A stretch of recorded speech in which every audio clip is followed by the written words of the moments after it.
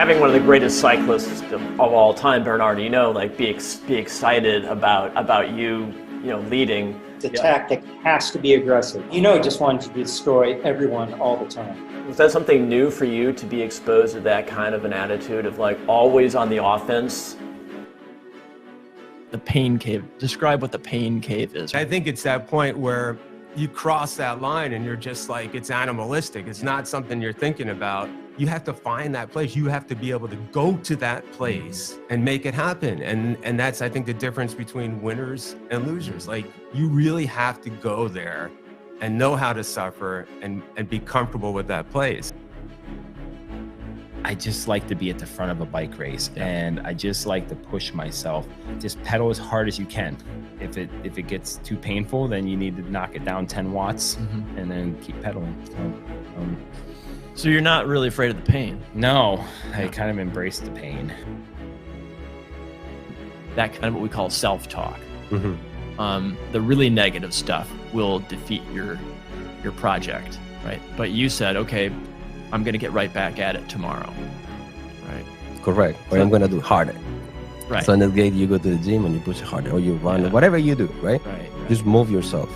Whatever you're doing, do it harder. If you're at a certain level, there's a certain level of beliefs and expectations and knowledge and skills and everything that's gotten you to that point. If you want to move up to the next level, there's going to be different skills, different beliefs, different ways of being that are going to allow you to do that. And you have to be willing to check your ego and say, okay, I still have things to learn.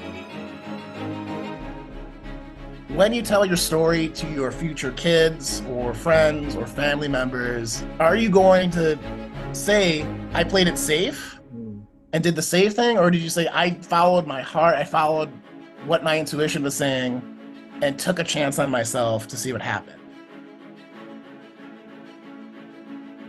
We want to provide a structured way to train the mind, like you would train your body. What was the inspiration for this app and your background? So I went into bike racing. I worked my way up to an elite level. I started competing nationally, but I had this attitude of more is more, could always sort of dig deeper. And I kept digging myself into a hole. Eventually, from injury and mental and physical burnout, I just retired. One day I was on the bike trainer. I had just had this epiphany that led to the founding of Rewire, was this particular branch of science around brain endurance training. I knew it was a meaningful tool that could really change the game in sports performance. That's cool. I can totally relate to burning out.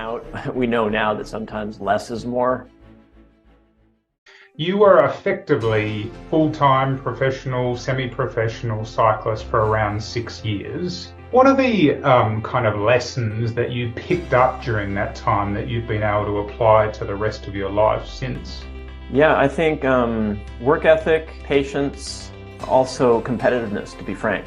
Like I like being competitive and being, having a business and trying to deliver a great product and then seeing someone else who's doing a great job and go, oh, they're kind of pulling me up, right? So I think a friendly, healthy competitiveness is a good thing. I think we humans are actually built for that, and that's okay. So I would say competitiveness is the thing that I really got out of cycling.